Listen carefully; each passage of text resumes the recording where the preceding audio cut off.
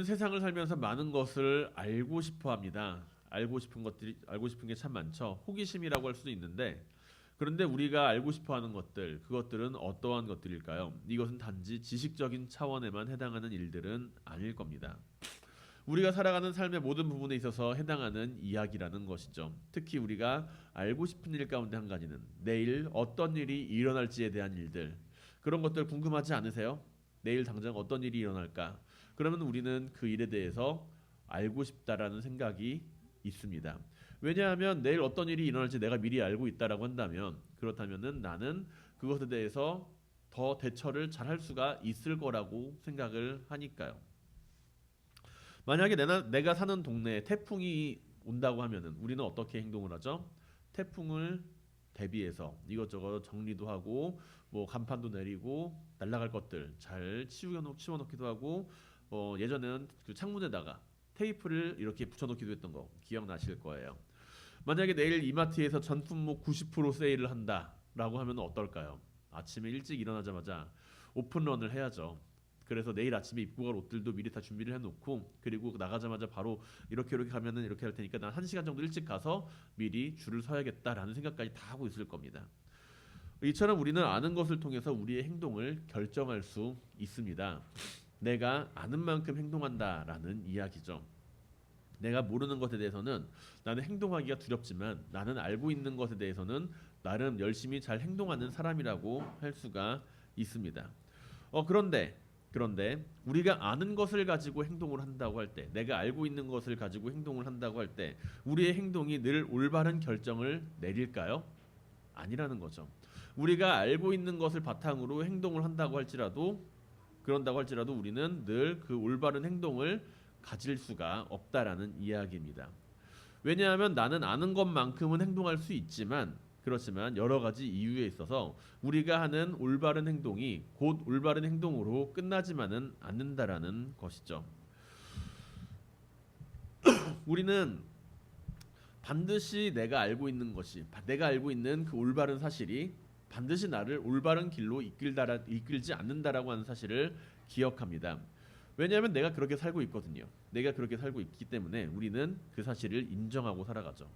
사람은 때로는 실수하기도 합니다. 때로는 실수하기도 하지만, 그러나 많은 경우에 있어서 우리는 올바르다고 믿는 것을 향해 움직입니다.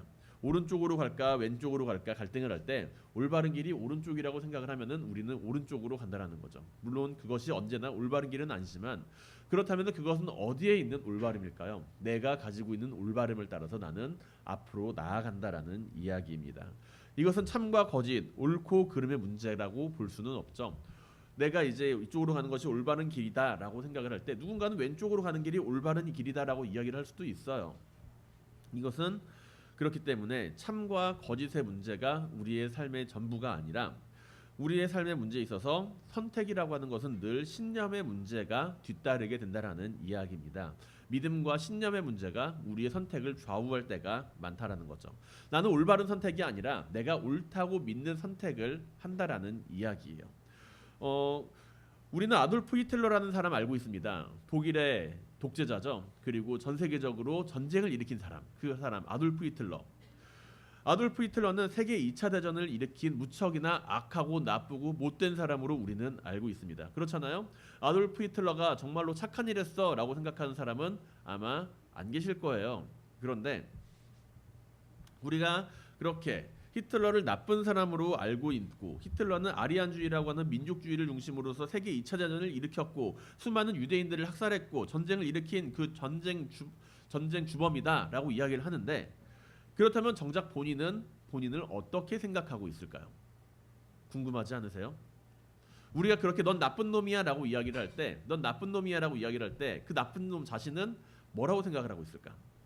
히틀러에 대해서 우리는 잘 알지는 못하지만, 그렇지만 우리는 그가 쓴 책 나의 투쟁이라고 하는 책을 통해서 그가 가지고 있는 사상을 조금은 엿볼 수가 있습니다. 한때 독일 가정의 집집마다 한 권씩 있었다라고 전해지는 그 나의 투쟁이라고 하는 그 책은요, 히틀러가 쓴 자서전이라고 볼 수가 있어요. 자서전. 그렇기 때문에 우리는 히틀러가 어떤 사람인지, 어떤 생각을 가지고 유대인을 학살하였고 전쟁을 일으켰는지에 대해서 그 책을 보면은 알 수가 있겠죠. 어느 정도는. 그래서 그 책을 보게 되면 어떤 내용이 쓰여 있을까요? 어떤 내용이 그 책 안에 담겨 있을까요? 유대인들은 정말로 죽에 마땅한 인물이다. 그리고 나는 그거를 위해서 어쩔 수 없이 이 유대인들을 다 죽여야만 한다라고 하는 그런 내용이 담겨 있을까요? 아니라는 거예요. 그 책 안에서 우리는 히틀러의 생각을 잠깐 엿볼 수가 있는데 그는 자신의 악한 행실에 대해서 그것이 이거는 정당한 일이야라고 합리화를 하거나 정당화하려 하지 않았어요. 그는 그저 자신이 생각하는 그는 우리가 생각하는 그 악한 행실이라고 하는 것에 대해서 그것을 어쩔 수 없는 악이라고, 어쩔 수 없는 일이라고 여기는 것이 아니라 이것은 진정으로 올바른 일이고 바른 행동이다라고 생각을 하며 그 일을 진행했다는 거예요. 그것이 악이라고 생각하는 것이 아니라 올바른 일이라고 생각을 했다라는 것이죠. 일반적인 사람들이 모두가 다 틀린 일이야라고 이야기를 할지라도 내 자신이 그것을 옳다라고 믿고 있다라고 한다면 그것은 그 사람에게는 어떤 일일까요? 틀린 일일까요? 올바른 일일까요? 올바른 일이에요. 올바른 일. 저 사람이 하는 저 행동, 나도 저 사람을 비난하고 다른 사람도 비난하고 모든 사람들이 다 비난할지라도 내가 내 행동을 옳다라고 여기면은 나는 그 행동에 대해서 올바른 행동을 하고 있는 사람이라고 스스로에게 이야기를 하게 된다라는 것입니다. 그래서 그 사람들은 어떻게 생각을 해요? 내가 하는 행동이 옳다라고 믿고 있다면 그것은 그 사람에게 있어서 올바른 일이 되고 자신이 당하는 핍박이나 부조리함이나 억울함은 사람들이 자신의 올바름을 인정해주지 않기 때문에 발생하는 모습이라고 생각하게 된다는 것이죠. 우리는 옳고 그름이라는 것에 대해서 많은 것을 알고 있습니다. 나는 올바른 일, 틀린 일이 무엇인지를 알고 있어요. 그러나 옳고 그름이 언제나 우리를 올바른 길로만 이끌어주지는 않습니다. 당장 내일 아침을 볼까요? 당장 내일 아침에 일어나서 운동을 하는 것이 건강에 도움이 되고 그리고 하루를 시작하는 일에 있어서 활력을 주는 옳은 일입니다. 분명하죠. 그것은 모든 사람들이 대부분 다 동의할 겁니다. 특별한 경우가 아니고서야 내일 아침에 일찍 일어나서 운동을 하면은 나는 그것에 대해서 올바른 선택을 했어라는 것에 대해서는 모든 사람들이 아마 대부분 다 동의를 할 거예요. 그런데 그럼에도 불구하고 우리는 그 사실이 올바르다라고 하는 그 사실을 알고 있음에도 불구하고 우리는 아침에 일어나요? 안 일어나요? 안 일어나요. 그 사실이 올바르다는 걸 알고 있지만 안 일어나요. 왜 그럴까요? 왜 그럴까요? 올바른 일이라고 하는 것이 우리를 일으켜 세우지는 않는다라는 이야기입니다. 결국 우리는 행동 원리에 대해서 내가 옳고 그름을 바라보는 것이 아니라 내가 옳고 그름을 따라서 살아가는 사람이 아니라 내가 좋아하는 것, 내가 사랑하는 것을 바라보면서 그것을 위해서 움직이는 것이라고 할 수가 있어요. 사람들마다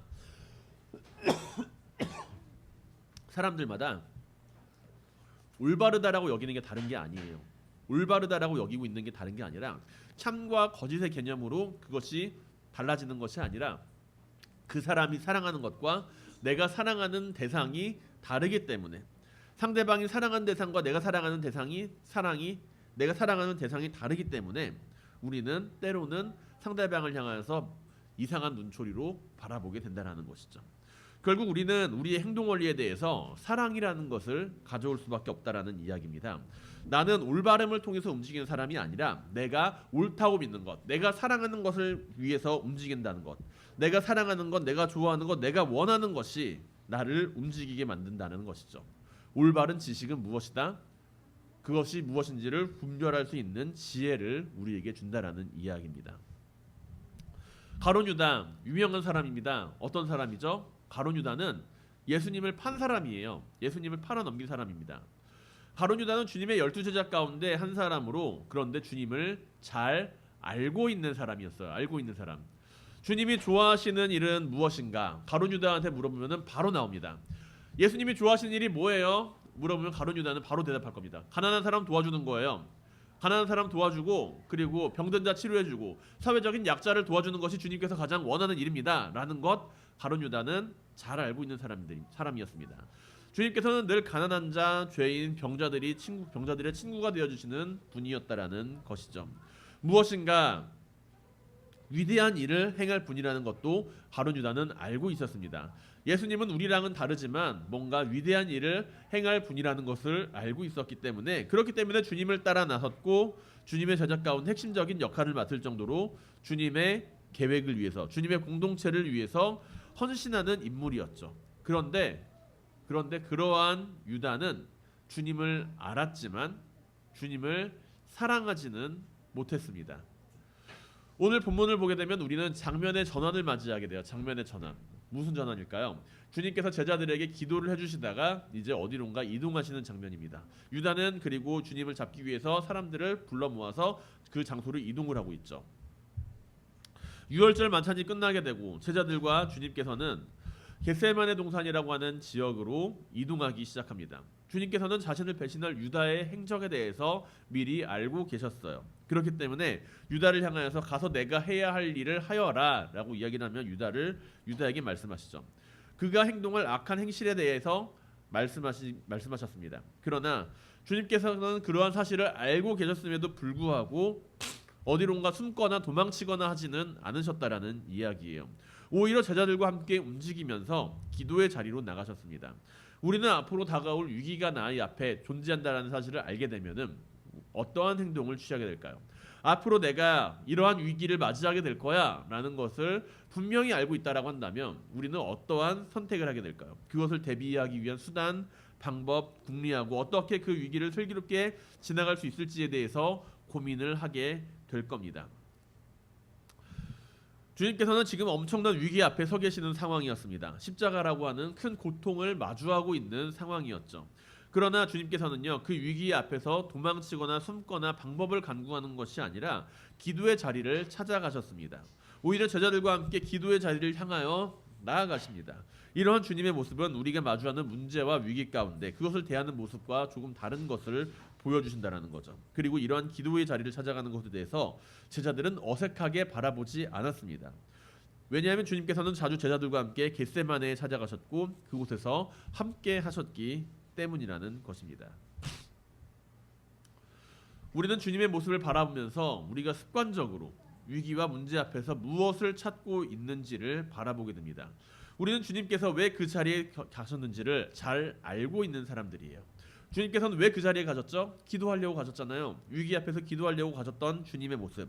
이러한 주님의 모습 우리는 잘 알고 있습니다. 주님께서 어떠한 삶의 모습을 가지고 살아가셨는지에 대해서도 잘 알고 있어요. 기도하셨을 뿐만이 아니라 많은 사람들 위해서 하나님의 말씀을 전하기도 하셨고 그들에게 하나님 나라를 선포하기도 하셨고 그리고 많은 사람들을 사랑으로 대해주셨고 여러 가지 사실들을 다 알고 있습니다. 우리는 주님께서 어떠한 삶을 살아가셨는지에 대해서 잘 알고 있다라고 자부할 수가 있어요. 그런데 이 사실은 유다도 알고 있는 사실입니다. 유다도 알고 있는 사실이에요. 유다라고 하는 그 인물, 가룟 유다라고 하는 그 인물은 주님께서 어떻게 움직이시는지 동선을 알았고 주님의 패턴을 알았고 주님께서 어떻게 하실지 알고 있었습니다. 주님의 안전지대를 알았죠. 그러나 주님께서 행동하시는 그 방향에 대해서 알고 있었다 할지라도 주님께서 어떤 마음을 가지고 계시는지에 대해서는 알지 못했던 인물이 바로 가룟 유다였다라는 이야기입니다. 오히려 자신이 알고 있는 그 사실에 대해서 그 지식을 통해서 주님을 배신하는 도구로서 그것을 사용하게 된다라는 것이죠. 아이러니하게도 유다가 주님을 잘 몰랐다라고 한다면, 주님에 대해서 잘 몰랐다라고 한다면 그는 주님을 배신하지 않고 끝까지 따랐을 것이라고 생각을 합니다. 그러나 유다는 주님을 잘 알았기 때문에 너무나도 잘 알았기 때문에 주님을 너무나도 잘 알았기 때문에 주님이 어디로 가시는지를 알고 있었어요. 그렇게 유다는 주님을 알았지만 주님을 사랑하지는 못했습니다. 유다의 알미라고 하는 것은 주님을 향한 사랑으로 이어지지 못했다라는 것이죠. 주님께서는 겟세마네에 가신 이유를 유다는 분명히 알고 있었을 겁니다. 거기에 기도하러 가셨을 거야. 주님께서는 기도하시는 그 모습, 제자들과 함께 하시는 그 모습 안에서 유다는 많은 것을 알고 있었지만 그 모습 안에서 주님께서 원하시는 사랑의 모습이 연결되지는 않았죠. 그리고 그 결과 유다는 주님을 배신하는 배신자가 되게 됩니다. 요한복음이 보여주는 유다의 비극은 주님을 몰랐었던 유다가 아니라는 것이죠. 우리는 유다라고 하는 그 인물을 바라보면서 이 가룟 유다, 예수님에 대해서 하나도 몰랐더니 가룟 유다, 예수님에 대해서 하나도 몰랐더니 가룟 유다가 예수님을 배신했어 라고 이야기를 하지만, 유다는요 예수님을 너무나도 잘 알았지만 예수님을 사랑하지 못했기 때문에 예수님을 배신하는 배신자가 되었다라는 이야기입니다. 우리는요 주님을 안다고 말할 수 있을 거예요. 나는 주님을 알아요. 역사적인 예수 그리스도, 많은 사람들과 함께했던 주님, 겟세마네 동산에 가서 기도하셨던 그 주님, 그 주님의 모습에 대해서 알고 있습니다. 어떠한 삶을 살았는지, 누구와 친구가 되었었는지, 언제 기도를 하셨는지에 대해서 우리는 알고 있어요. 주님께서 어떠한 길을 통해서, 어떠한 골목길을 통해서 겟세마네로 가셨는지는 몰라도 우리는 주님께서 겟세마네로 가셨다라는 것을 알고 있습니다. 그런데 우리가 주님을 아는 것이 주님을 배신하는 것으로 이어지지 않기 위해서는요, 우리가 주님을 사랑할 수 있어야 된다는 거예요. 내가 주님을 아는 것만으로 끝나게 되면은 나는 주님을 배신하는 가룟 유다와 같은 사람이 될 수 있다라는 이야기입니다. 그러나 우리가 주님을 아는 것 위에 주님을 향한 사랑으로 연결이 된다면 우리는 주님을 따라 살아가는 제자의 모습이 된다라는 것이죠. 우리는 언제나 아는 것을 향하여 움직이지 않습니다. 우리는 언제나 내가 알고 있는 것을 향해서 움직이지 않아요.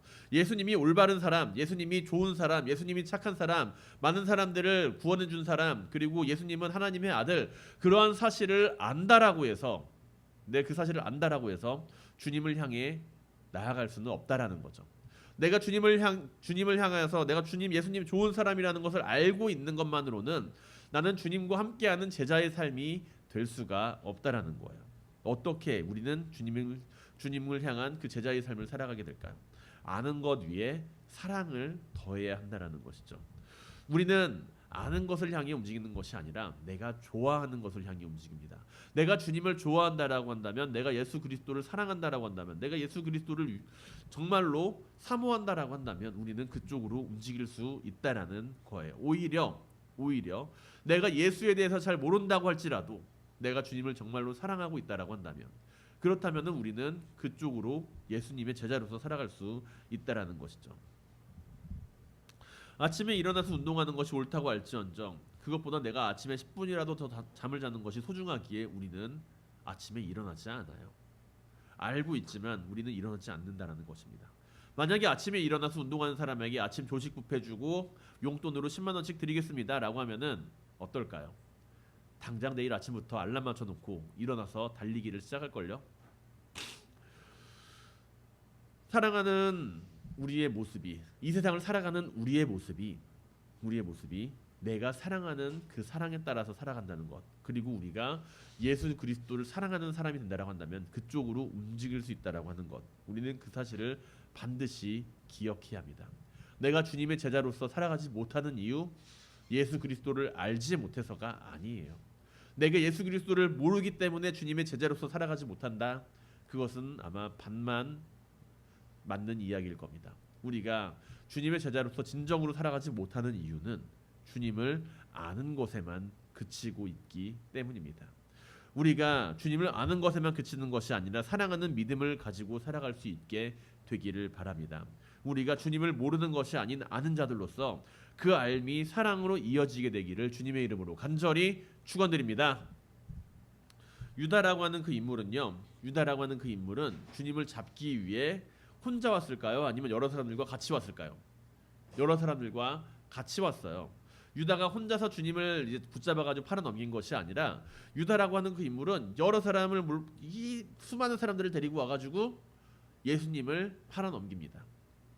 그는 군대와 대제사장들과 바리새인들에게서 얻은 아랫사람들을 데리고 등과 횃불과 무기를 가지고 주님 앞에 찾아와요.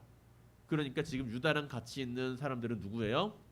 군인들, 대제사장이 보낸 하인들, 그리고 바리새인들이 보낸 하인들, 그렇게 세 종류의 사람들이 같이 모여서 유다를 따라온 거예요. 유다라고 하는 그 인물이 이리로 오세요 할 때 그냥 한 개의 그룹만 있는 것이 아니라 세 개의 그룹이 함께 모여서 유다를 따라갔다라는 그러한 이야기죠. 그런데 이 집단이 굉장히 특이합니다. 하나로서 이제 한 마음 한 뜻이 돼가지고 그들이 가지는 목적은 분명해요. 예수님 잡으러 가는 거잖아요. 하나된 목적으로서 예수님을 잡으러 가는데 근데 그 구성을 보면은 굉장히 독특해요. 왜냐하면 군대랑 대제사장이랑 바리새인들은 평소에는 그렇게 친한 사이가 아니거든요. 굉장히 원수지간으로 살아가는 것이 더 맞다라고 생각되는 그러한 사람들이에요. 대제사장과 바리새인들은 어떠한 관계를 가지고 있을까요? 우리는 대제사장이랑 바리새인이랑 굉장히 친하겠거니 생각을 하지만 이 두 개의 그룹은요 굉장히 서로를 미워하는 그룹입니다. 굉장히 서로가 서로를 싫어해요. 왜냐하면 이 두 개의 집단은 종교적인 집단으로 우리 구분이 되는데 이 두 가지의 종교적인 집단이 가지고 있는 방향성이 정말로 달라요. 바리새인들은요 율법을 추구합니다. 율법 중심적이에요. 그래서 이제 성경을 다 이제 그 친구들은 바라봐요. 그리고 이 친구들은 부활을 인정을 해요. 그리고 이 친구들은 활동하는 중심지가 바리새인들은 활동하는 중심지가 회당 중심적이에요. 회당. 예루살렘의 유대인들이 사는 그 환경 가운데 회당이라고 하는 그 공간과 성전이라고 하는 그 공간은 구분이 되거든요. 회당이라고 하는 곳을 중심으로 활동을 합니다. 그러다 보니까 자연스럽게 어떻겠어요? 회당이라고 하는 것은 많은 사람들이 함께 모이는 곳이에요. 모이는 예배 처소인데 예배 처소 안에서 사람들과 함께 예배를 드리고 율법을 가르치고 많은 것을 교리적인 부분 가르쳐 줍니다. 그러니까 사람들한테 인기가 많을까요, 적을까요? 나름 사람들에게 인정받는 그룹. 그것이 바로 바리새인들의 가지고 있는 사회적인 위치였습니다. 그런데 이 바리새인들하고 반대가 되는 집단을 우리는 사두개인들이라고 이야기를 하는데 사두개인들 이 사람들은 제사장들이에요. 제사장 직분을 가지고 있는 교회 성전에 속한 사람들입니다.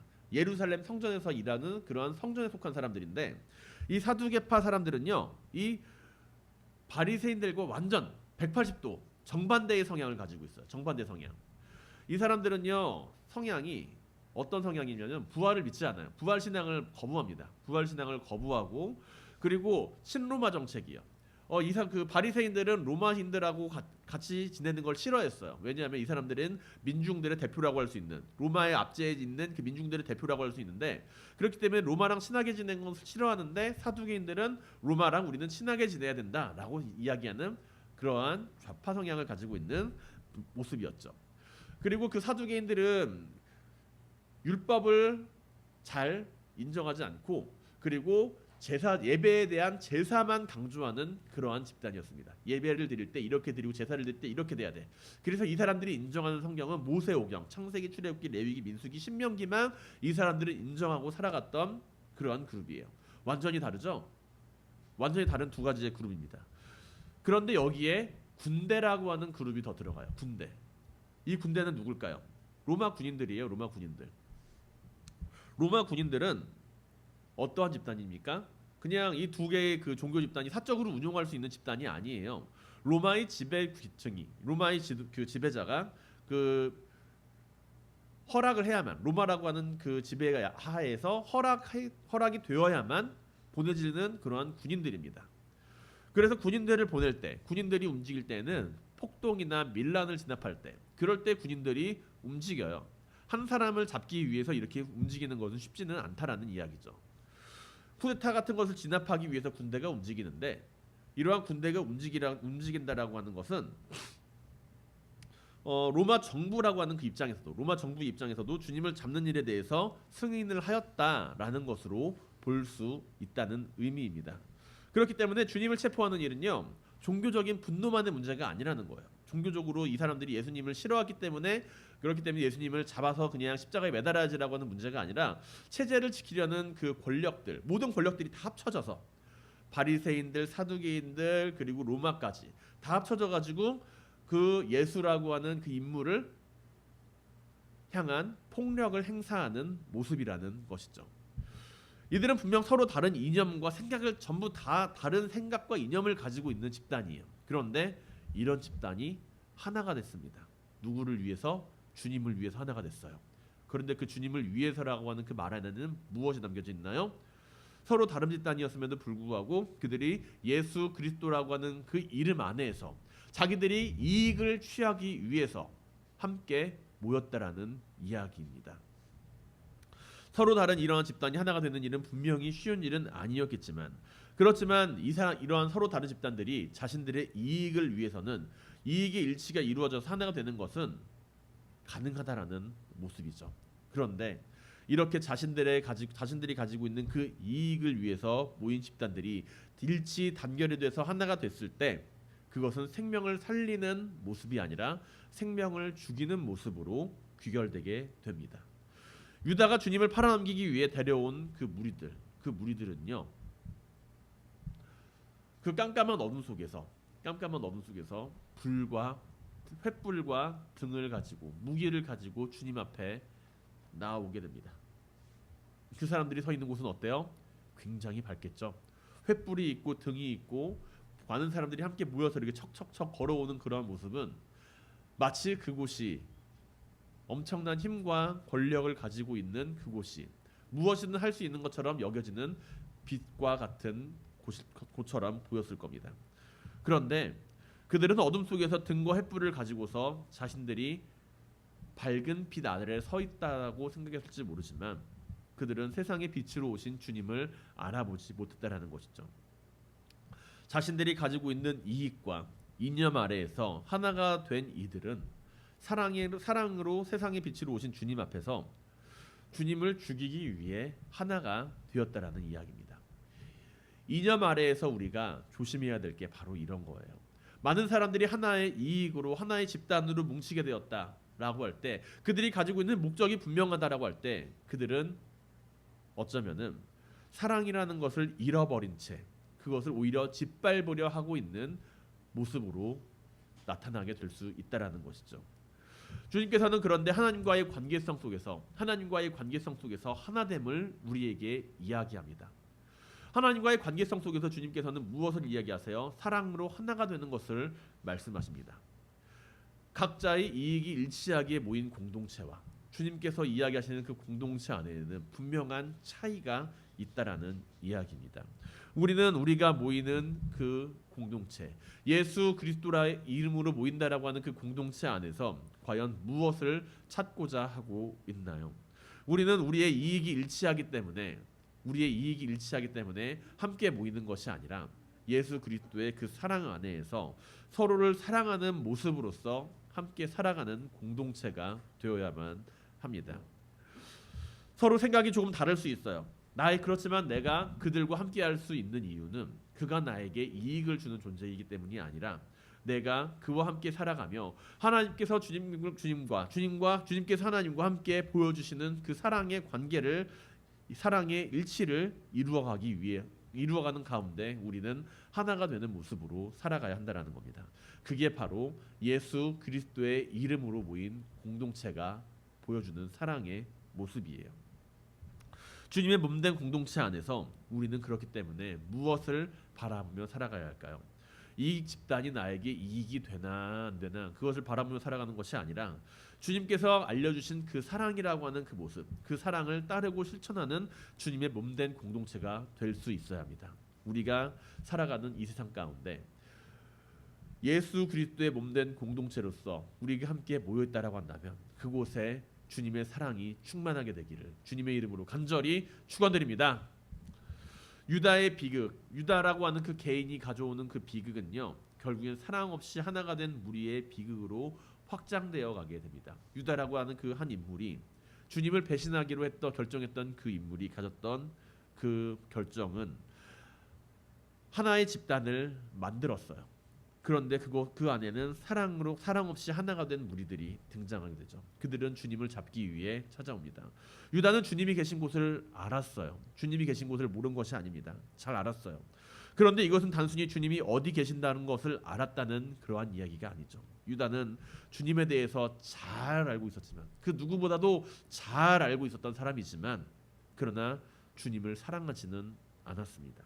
유다가 사랑했던 것은 자신이 꿈꾸던 메시아였고 자신이 꿈꾸던 메시아의 그 방식을 그는 더 붙들었을지도 모른다라는 것이죠. 주님을 따르는 가운데 우리는 그렇기에 이상이 아니라 사랑을 따라가야 됩니다. 이것은 이상을 포기하라는 것은 아니에요. 이상을 포기하라는 것이 아니라 사랑이 없는 이상이 폭력이 되는 것을 경계해야 된다라는 이야기입니다. 주님께서 말씀하시는 이상적인 세상을 이루고자 애쓰는 그러한 모습이 아니라 주님께서 말씀하시는 이상적인 세상을 이루고자 애쓰는 그 모습 안에 우리는 우리 안에 존재하는 그 사랑으로서 그 공동체와 이상을 함께 만들어 가야 한다라는 것이죠. 사랑이 없는 삶은요. 사랑이 없는 삶은 그 사람을 배신자로 만듭니다. 사랑이 없는 하나됨은요. 그 공동체를 폭력으로 이끌어가요. 그러나 사랑 안에서 주님을 아는 자들은 어둠 속에서도 빛으로 살아가게 되기 마련입니다. 우리의 삶이 빛 가운데 거하며 주님을 따르는 제자로서의 삶으로 살아갈 수 있게 되기를 주님의 이름으로 간절히 축원드립니다.